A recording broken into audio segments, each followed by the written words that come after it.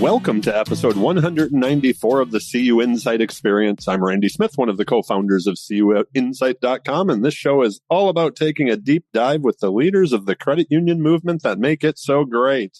This episode is brought to you by Velera, formerly PSCU Co-op Solutions, the nation's premier payments credit union service organization and an integrated financial technology solutions provider. Velera serves more than 4,000 financial institutions throughout North America, operating with velocity to help its clients keep pace with the rapid momentum of change and fuel growth in a new era of financial services. They also have a longtime partner and supporter of this show, so we thank them. Check them out in the show notes. Today, I'm having a conversation with Lauren Culp. Lauren is currently our CEO at CUInsight, and soon will be transitioning over to becoming the new executive director of the National Credit Union Foundation. Lauren, my friend, boss, welcome back to the show. Thank you, Randy. I'm excited to be here today for this episode, and there's a lot of exciting things coming. That's for sure. A third-time guest, and I'm sure 4 will be right around the corner, right? I wanted to have this conversation with you on the show because I think there are so many different things that we can talk about. But as we've been having conversations here recently, the word transition just kept popping into my head. So let's talk about the new big gig first. You know, after an amazing 5-year run with us, and there was still a couple months left, so we're not done yet. You've accepted a new opportunity, an amazing one at that, to lead the National Credit Union Foundation, as I mentioned in the intro. So let me start with saying on the show, congratulations. I cannot wait to see the impact that you will have for our entire movement over there. Thank you. Thank you. I am really, really thrilled. I think the word transition is the best one you could pick if you had to pick a theme for this show, because there's obviously a lot of transition at the National Credit Union Foundation with Gigi retiring at the end of the year and the new chapter there. Also, a lot of transition for CUInsight, and I would be lying if I said that it wasn't quite a bit bittersweet for me to be moving from this role to that role. But the team at CUInsight, I have no doubt, is going to accomplish some really amazing things under the next CUInsight CEO. Like I mentioned, you're still here for a couple of months. We've been working on a website. And when I say we, mostly you, I can't take any credit there. And that's going to be coming out soon, probably just a few weeks after this goes live. So I'm so glad that you're able to see all that work come to fruition. And by all of it, all of our CUInsight users will get to experience what you've built, but that you're actually going to get to play with it. That's kind of it makes me happy. Yes.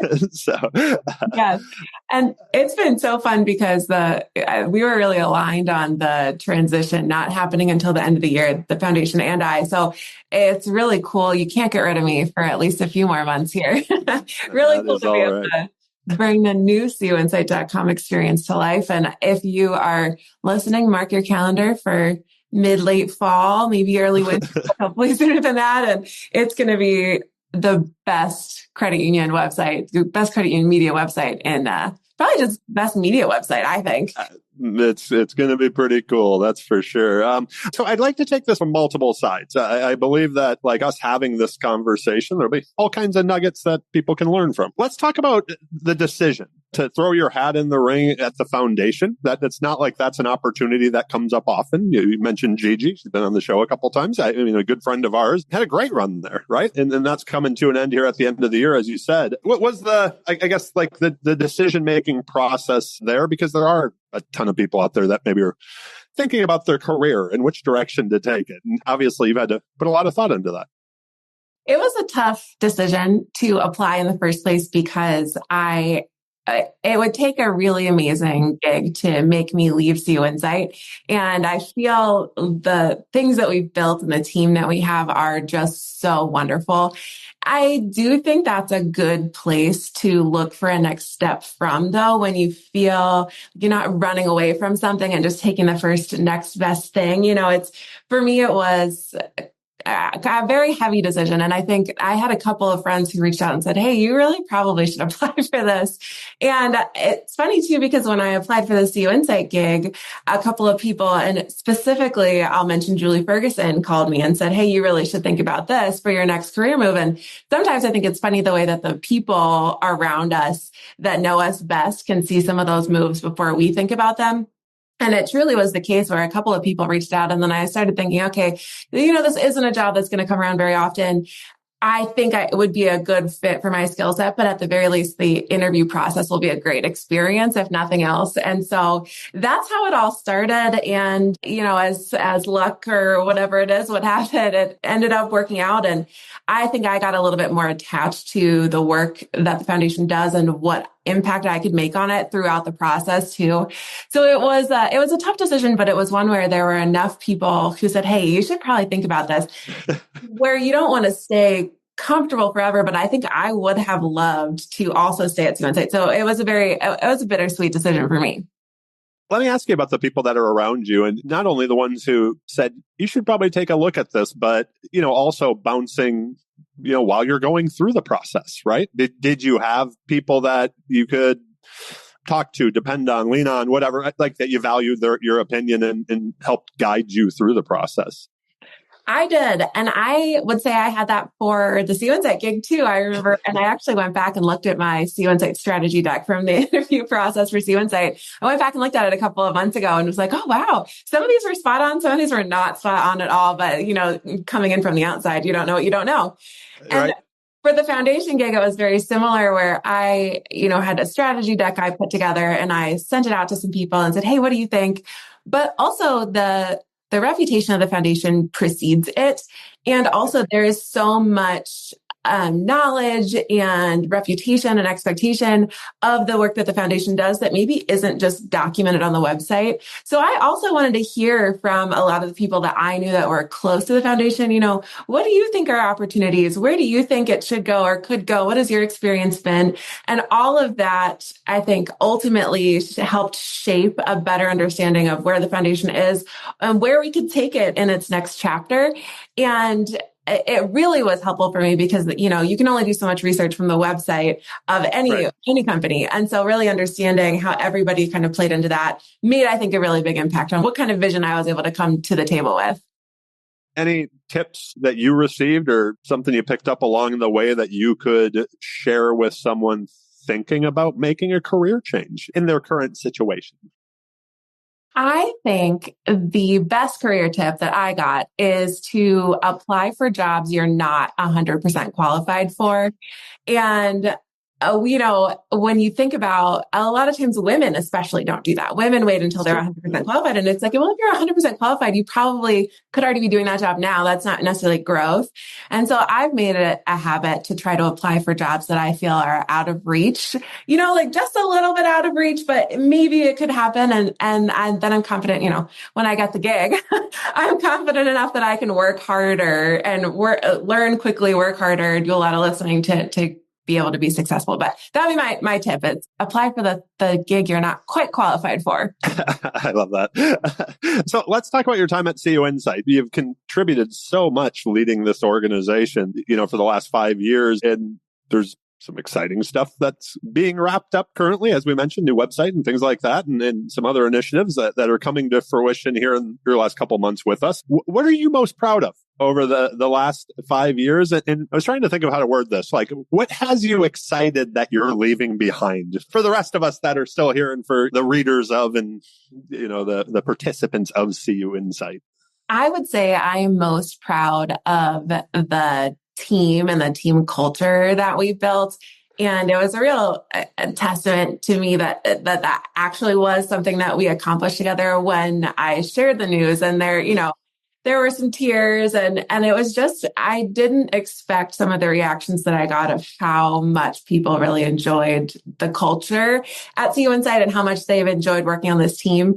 And so for me, it's the team that we've built has such a trust-filled, warm, collaborative spirit. And it's one of those things where I don't have to tell anyone to do anything. For everyone telling me, hey, I'm doing this because, there's so much ownership of their roles and what we've been able to accomplish. I'm so proud of. So I'm really excited to leave behind the best credit union trade publication website that exists on the planet. Probably one of the better trade publication websites of any publication out there. And I think one of the other things that I'm excited for is that we have done so much work in terms of some of the boring stuff, the systems, the automations, the data. And that is just really heavy. It's not exciting. It's not sexy to talk about the data. Right. But at the same time, that is going to enable so much more. That is really that foundation where now CUInsight can go to new and more exciting things in terms of personalization and in the way that we give the credit union community what matters to them. So I'm really excited for that. I'm excited to see where the CUInsight team takes that. There's a million places that you could go, but most proud of the team. And then there's a bunch of the boring work that we did that I'm also really proud of. I think about that. Like when you came in 5 years ago, you had to untangle what was a decade of basically founder led, which can be a little bit scattered and all in, say, mostly in my head. But, like what Dave and I had done and really grow up the company. And you've done an amazing job with that. And I still think back to when you interviewed for the position, talking about how you can execute. You can make ideas real, and that has been the case. And it was amazing. It seems weird to say that I loved seeing people emotional, but like when you did tell the team and to know how they felt and were so willing to share how they felt, that was powerful. It was cool just to experience like this is the best place ever. You're the best boss ever. So, and then that was an amazing. I absolutely love that. That was cool. That's for sure. Let me ask you this. The majority of your career, you've spent what I would say is like much like myself and some of our friends, but, kind of with that bird's eye view of the industry. Since you left Alaska, you've basically been working on a national level, and that will obviously continue with the foundation. It says national right in the name, right? So what has you most excited, as we sit here today, 2024, about the credit union movement, from that kind of blimp level? I think the people are the thing that get me the most excited. We've seen a lot of, call it high profile transitions in the last couple of years in terms of leadership. And it really feels like the industry is going in this direction where we're aligned on the fact that we need to evolve. We need to grow. We need to be better at technology. We need to be pushing the envelope, quite frankly, on how we stay relevant for consumers. And so when I think about what the opportunities are, I'm seeing some, call it new blood, taking over in some of these organizations that, and some exciting combinations of organizations. I think it's just, there's a lot of change and it feels like there's a lot of momentum. It's that old metaphor, it's easier to steer a car that's moving than one that's stationary. And I think the industry feels like we've hit the gas pedal. Even if we might need to course correct a little bit one way or the other, it's a lot easier to steer a moving car. So I think I'm really excited to see what comes from all of the transitions. I think about Ronaldo over at Nacuso, Heather at Q's. I'm thinking, the combination for Velera and America's Credit Unions. I think there's just so much momentum. Even the ways that Tony Hernandez has grown DCUC, I'm seeing so many of these big shifts, and they're really, really exciting. Yeah, I couldn't agree with you more. I may come back to that one a little bit, but the second part of this question is what are the struggles? What barriers are you seeing out there that we maybe need to bust through or do better with? I sometimes worry that our industry can fall into a little bit of an echo chamber pattern where we go to events, we talk to one another, we tell each other that we're really great. I sometimes call it credit union nice.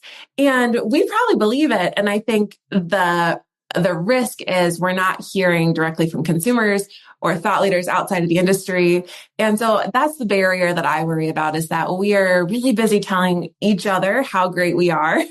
And we all like each other. So. Right. And we also need to be looking for, okay, yeah, we're great. What do we need to break before it's even broken? Because it's not going to be sustainable 5, 10, 20 years from now. I think it's interesting, like a year ago when we really started to look at doing the site, but that was a conversation that I think you've been having with Dave and I for almost since day 2, maybe. But that when we started to talk about it, what you said about kind of getting outside of that like credit union echo chamber, everything we were comparing it to wasn't inside our space, right? Like we were looking for, like very intentionally looking for, that national or international or whatever, like who's doing information better today, not 10 years ago or 15 years ago, right? Like, so that's an interesting thing, right? Like when you just do go to, if you're running in the same circles, going to the same events, then you're not getting that outside perspective. I think that's very true. To your point about the website, I loved, we're looking at HBR and we're looking at the Associated Press website, all of these sort of big international, if you will, companies. And to be able to bring something like that to credit unions, I think that's where the power comes from, is to say, we weren't deriving this from other credit union sources. This is thinking about what's the best in the world and how do we bring that into our space. Absolutely. Okay. Now this rabbit hole question. So this wasn't anything I sent you, but what you just said right there, because that's such a cool conversation to have when you think about the foundation. And I know you're not there yet, so there's nothing here that I'm holding you to, but when you think about the National Credit Union Foundation, is there that opportunity, or have you already started to go, ooh, I'm running a foundation now, looking at other foundations that do extremely well outside of credit unions? Any thoughts on that and what you can do to make our movement better by drawing from the experience outside of it as well, right? Yeah, there have been a lot of really cool programs that the foundation does now that, as a part of the interview process, I didn't even know were things that they do. And so one of the examples that I'll give is they have a grant program right now that they're running for credit unions who want to provide financial education to foster youth. And I thought that was so cool, because who is teaching somebody who's in the foster system about, especially kids in the foster system, about, their finances someday, but that is going to make a really big impact. And so I see opportunity for things like that, but kind of taken to the next level too, of how are we actually changing the world? And to your point, there are so many great nonprofits and foundations out there that are doing really important work. And I've been really inspired. I'm not going to give you all the details, and I don't even know all the details, but there have been some really cool things coming out. This is not to say that this is what I think the foundation should do, but something that has inspired me is looking at the way Mackenzie Bezos has given away her money. Yeah, I thought that was it's so cool, and you should look into it more. But my understanding is that there are not a lot of strings attached. They really vet the organizations, but then they're like, here you go. And if you want later, you have to do something with it, But it's been really cool to watch some of the more modern ways that people are trying to impact the world. And I think it comes from also this place of, billionaires, their wealth is growing at a rate that far, far, far outpaces the wealth growth rate of the everyday American. In fact, most Americans are getting less wealthy, and billionaires above are getting more wealthy. And so this wealth gap is growing. Middle class is shrinking. And so when you think about how you change the world and how you reallocate those dollars and what that looks like, I'm inspired by people like Mackenzie Bezos. I'm looking at, the Bill and Melinda Gates Foundation, like their foundation work, and just I'm inspired by a lot of that. And I think that there's always room for us as a world, a global society to kind of push the envelope there. Absolutely. I didn't want to gloss over this part, but going back to when you told the team, I think it's just a kind of a cool way of, their reaction to you moving on was, one of sadness, but also in kind of almost a sense of loss, but yet also excitement for what you were going to do and to see what you're able to do. Many of them talked about you being the best person and you making this the best company they've ever worked for. And I've seen the growth in people under your leadership, whether it was people that were here more than 5 years or people that you've brought on. Can you talk about your leadership style and communication style to kind of something that culture always, starts at the top? Like you have to set the example. You can't say we have a awesome culture, but you suck, right? Like, so talk a little bit about that. What would you consider your leadership style? And it popped into my head when I was writing that question, but like your communication style. Communication is so important for everybody to feel on board and feel heard and be able to grow, right? So what does that look like to you? My leadership style, probably the first word that comes to mind is collaborative. And one of the interesting shifts that I think that I have had over the last 5 years is that I've also maybe grown a little bit more, and I'm trying to think of the right way to say this, just a tiny smidgen more authoritative too. And so it's an interesting combination, but I think all of us, we like to know, we like the boundaries. We like to know this is what my expectations are. And so in that way, I think I've gotten better to be able to say, hey, here's what I'm expecting. How can we get there together? Some of the best advice that I got when I was starting out as CUInsight's CEO was from Jim Hayes. And he said, if there's a coaching conversation, it's not a big deal. I try not to make a big deal out of it.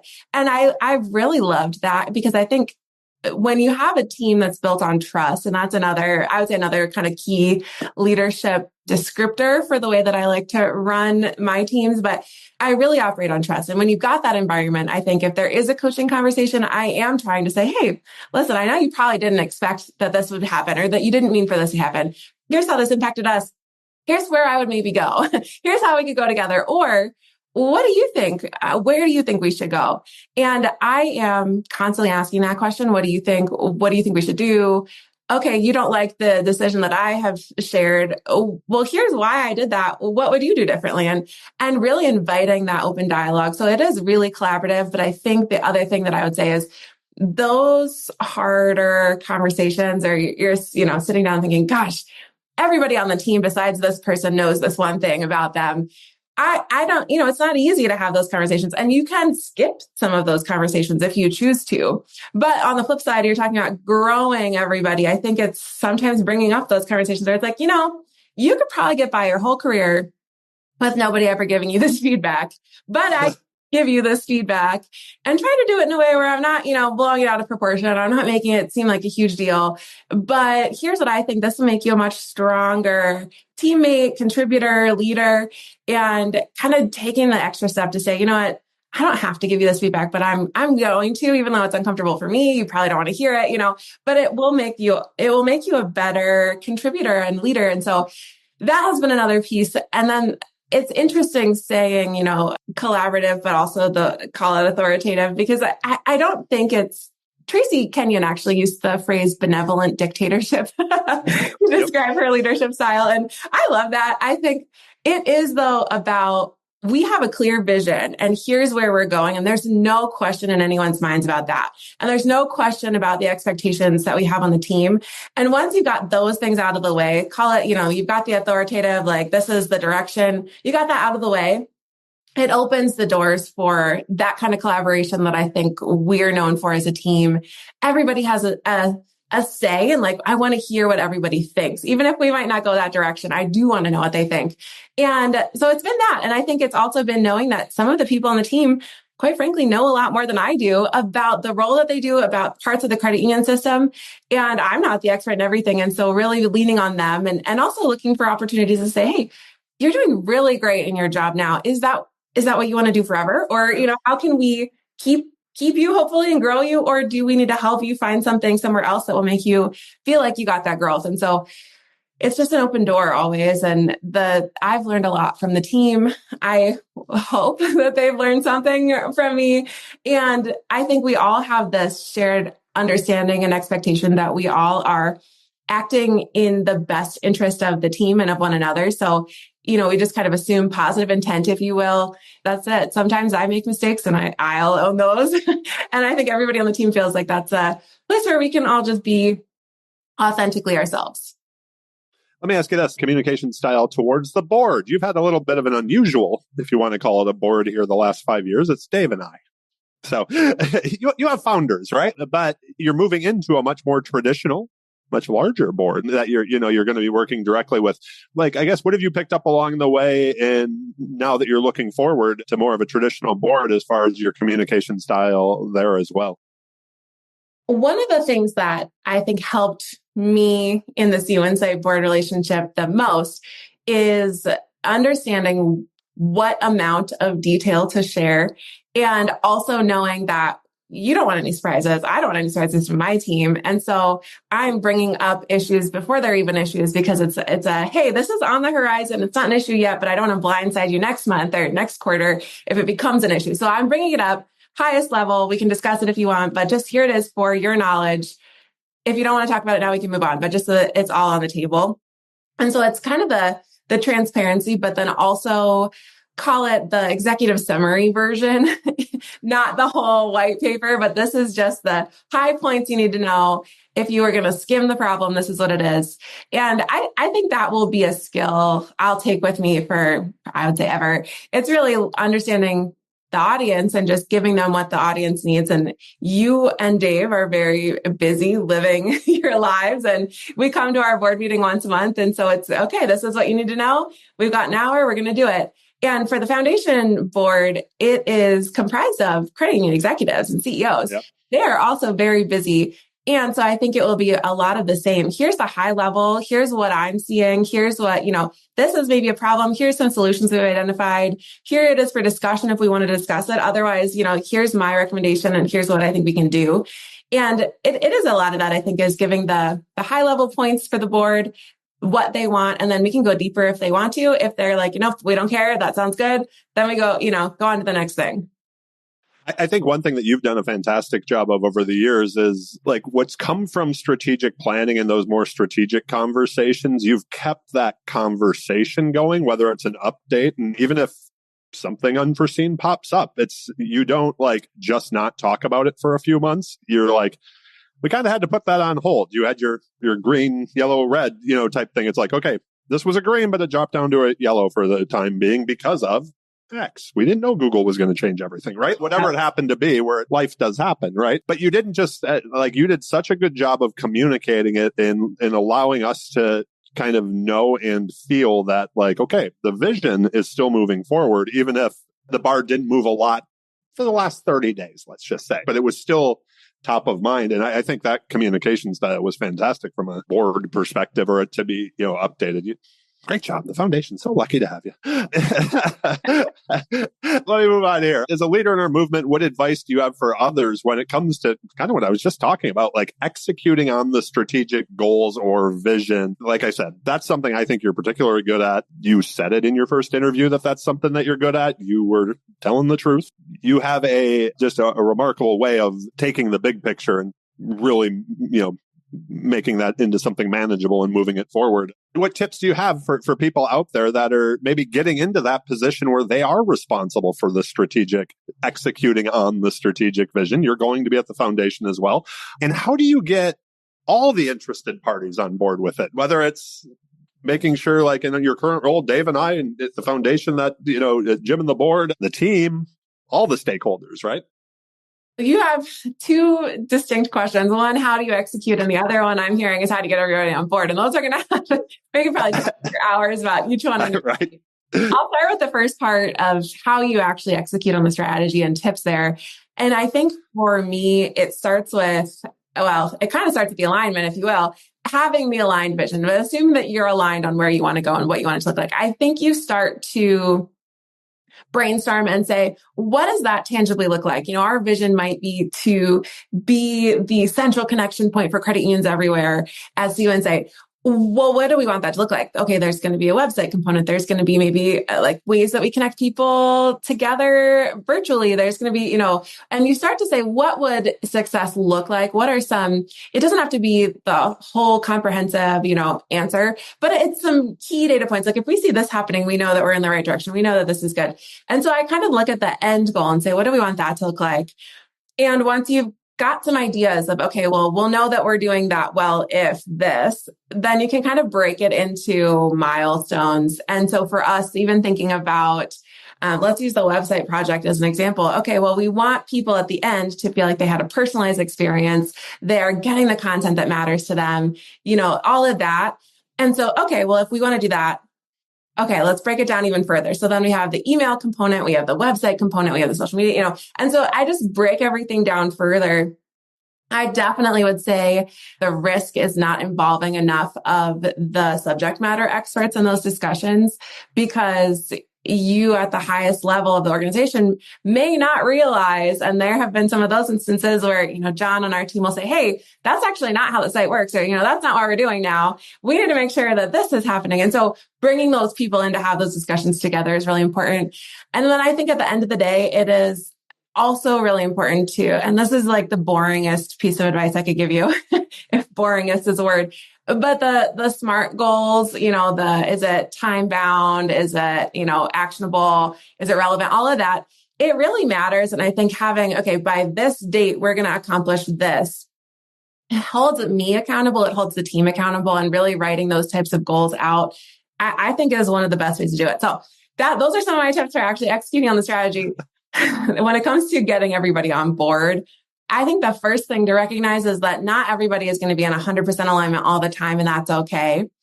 I do think giving everyone the chance to share their perspectives and opinions is going to be one of the most helpful things you can do, whether that's, at the board level with every single board member, whether that's at the team level with every team member.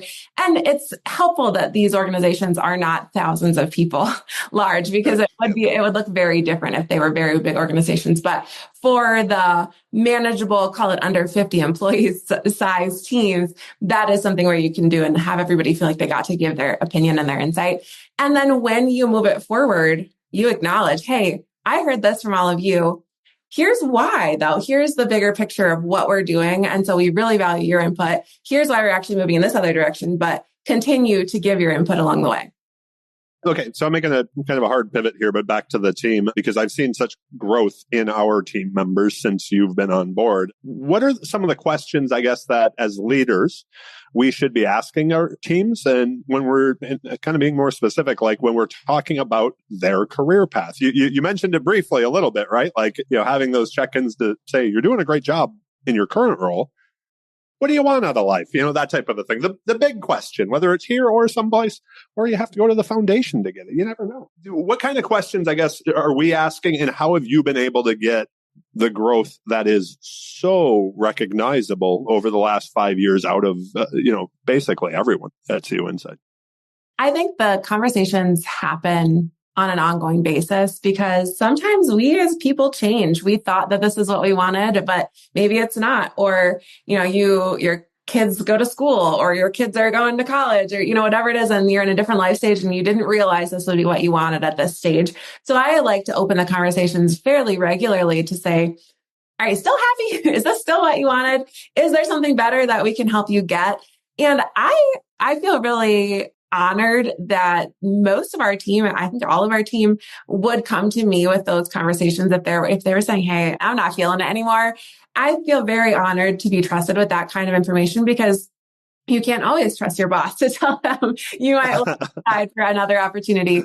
And I think at CUInsight, and I will toot your horn and Dave's horn and say that this comes from the very, very top at the board level. But CUInsight has always been a place, and it's always been led by the people that want everyone to grow and want everyone to feel fulfilled in what they're doing. And I've seen that time and time again with, how supportive you've been of me taking the foundation role, but also in the past of saying, if we need to find a different opportunity for somebody else, we're going to support them in finding that. It's not like we don't want them to feel stuck here. And so that has come from the very top. And the next CEO at CUInsight is very lucky, I say, to be reporting to a board like that, because I think there is just so much good intent. I would also say, when it comes to the actual development and, okay, you want to try something new, let's see, we're a small enough team. We can probably pivot a few projects to your plate, let you taste it out, try it out. How does it feel?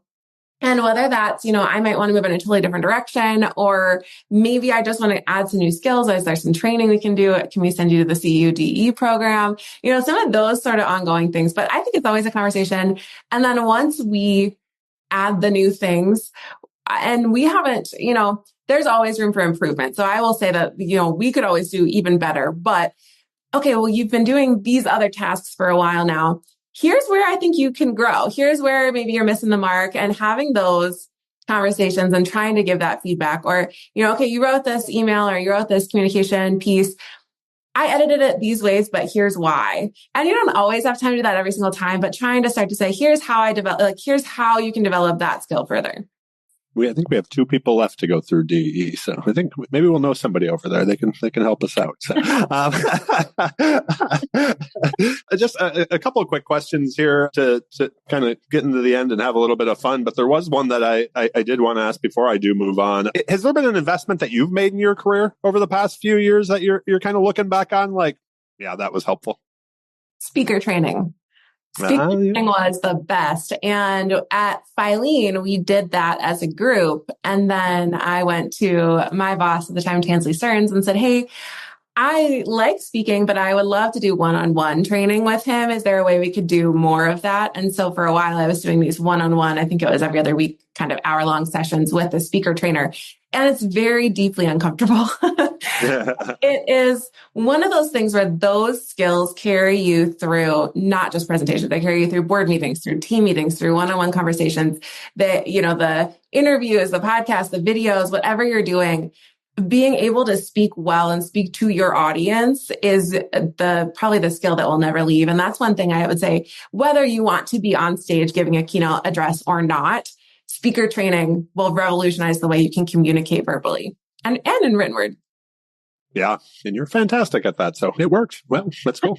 One other question in here before I move on. I didn't want to skip this one either. You mentioned the size of the team, both at CUInsight and at the foundation. So both organizations, it's not like as the CEO or executive director, you're dealing with unlimited funds. That'd be fun.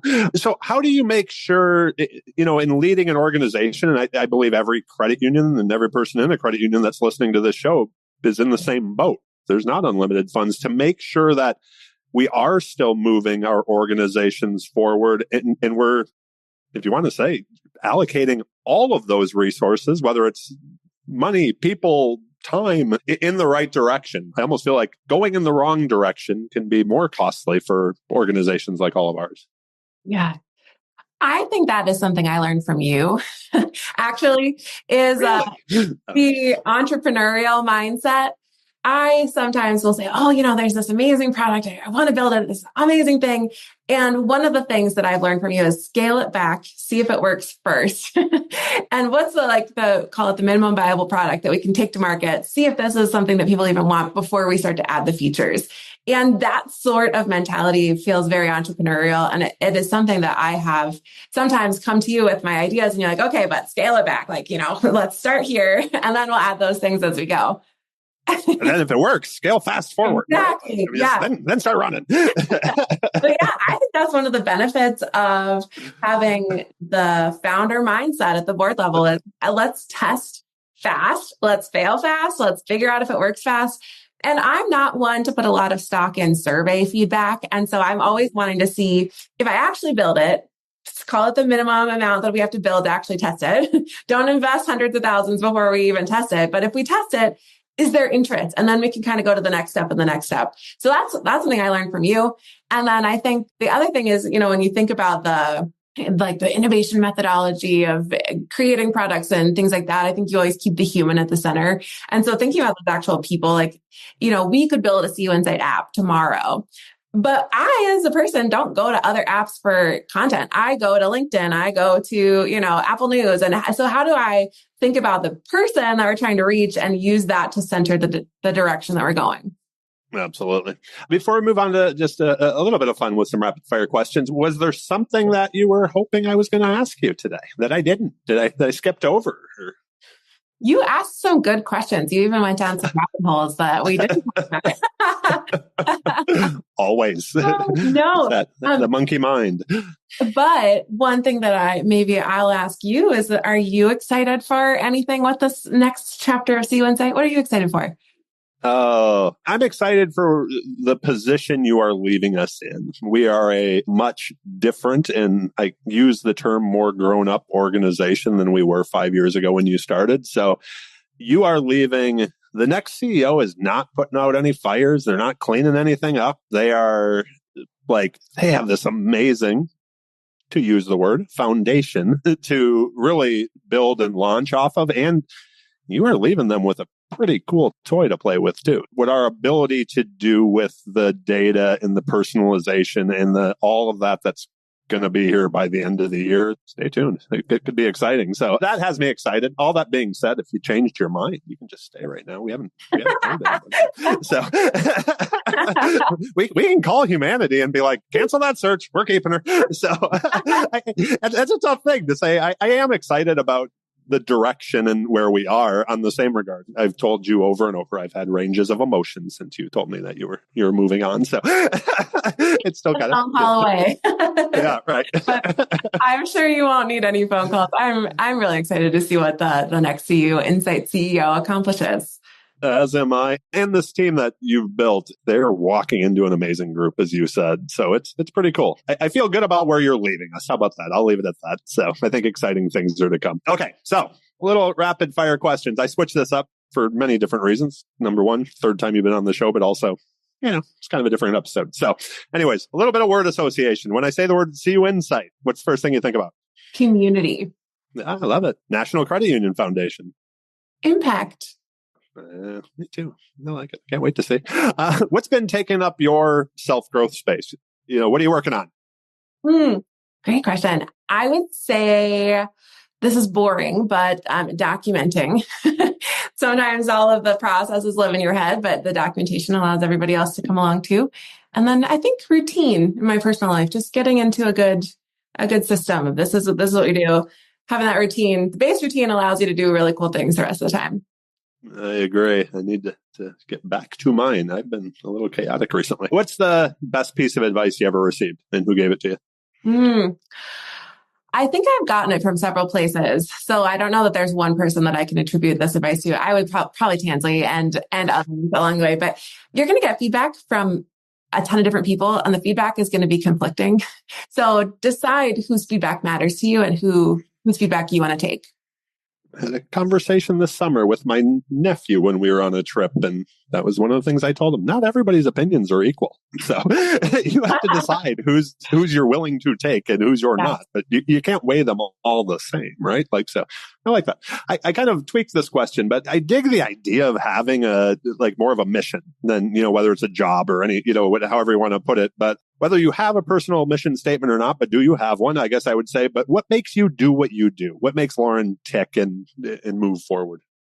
If it's not too lofty, I'll just go with change the world would be the mission statement. I would say change the world. And also the other piece of that is be able to make the proverbial mortgage payments, be able to have a life where you feel like you can afford to live and it's still a long-term stable career, that sort of thing. But change the world. And I love the credit union space for that, because every one of us has that capacity, whether you are directly working with people to do that or not. You might be in accounting, but you are part of the machine that is hopefully going to do some really good world change. Any book that you're currently reading or recommending, or something you think everybody should check out? I'm only a chapter in, but Originals by Adam Grant. I think I'm a little late to the train here, but it is a great one, and I'm excited to keep reading. Yeah, Adam Grant's always good. That's for sure. I'm not sure if I asked this the last time or not. If I did, I forgot. That's not surprising either. I turned 50, so I forget everything. Who plays you in the movie biopic of your life? The Chairman Harper question. I don't know if you asked me this last time. I have a hard time answering that question. I want to say maybe Emma Stone, because she's got the skin tone and hair combination right with some of the red hair, but I'm not sure. That's a good question. Can I play myself? Can I? Sure. Why not? You got the speaker training. You can just do it yourself. I like it. So I tweak the normal. When you hear the word success, who's the first person that comes to mind? When you hear the word success, 1 year from now, what does success look like to Lauren? Having a plan, having a documented vision and strategy, having a documented, these are the next steps we're taking. That stuff takes a while, and that will be successful to me. I think from the people side, it would also be having the collaborative sessions, having an open door mentality, kind of cultivating trust together as a team, feeling like we are becoming a team. That'd be success. Any final thoughts you'd like to share? I knew we were going to be able to talk for hours, but we do have to cut it short. So anyways, any final thoughts? Any asks of our listeners before you go? My final thought or final ask is push the envelope. Don't let your role, your organization, our industry as a whole become stagnant. I think we all need to be pushing the envelope in every way that we can in our sphere of control. So push the envelope, make a lot of change, because we need to be sure that we are still here 50 years from now. And we aren't going to do that by staying the same that we always have. Secondly, get in touch. I would love to hear from you in the new gig, the current gig. Come find me at a conference and say hello. It is just really great. And be sure to keep your eyes peeled for the new CUInsight.com experience coming soon. Well, there you go. This was a ton of fun. Thanks so much for doing it and being on the show, boss. I can still call you that for a couple more months. Probably always still call you boss. But anyways, I do appreciate it, taking the time today. And I am so excited to see the impact that you have at the foundation and what you're going to be able to do. It has been a joy this past 5 years collaborating with you. And I can't wait to see what the future holds. So. Thank you. And I am really excited for the next chapter of CUInsight, but also to just be one conference or phone call away.